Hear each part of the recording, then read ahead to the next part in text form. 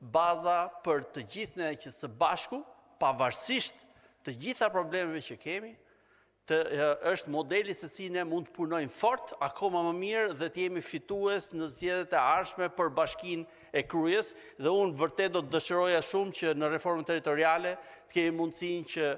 Kruja dhe Fushkruja të jenë dy bashki të veçanta, por në çdo rast ju keni dhënë provën se së bashku duke punuar përtej vështirësive, përtej presioneve, përtej shtetit dhe patronazhimit, ju të jeni fitues. Kështu që ky është një falënderim i imi nga zemra për punën që ju keni bërë, por falenderoj dhe kandidatët për rezultatet e tyre të shkëlqyera që patën në këtë zonë.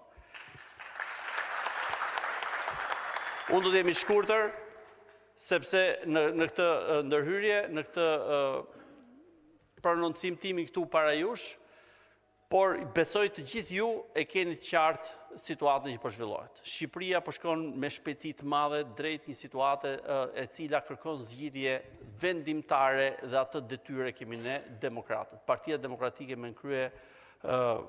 profesor doktor Sali Berishën dhe të gjitha partitë e tjera opozitare që të mbledhemi në një front përbashkët për t'i dhënë drejtim kësaj dhe zgjidhje një situate e cila shqiptarët po i çon ngremin për ditë. Ju u tha pak më përpara nga të gjithë kolegët, Kruja është nga vendet që e kanë ndjerë më shumë shpopullimin.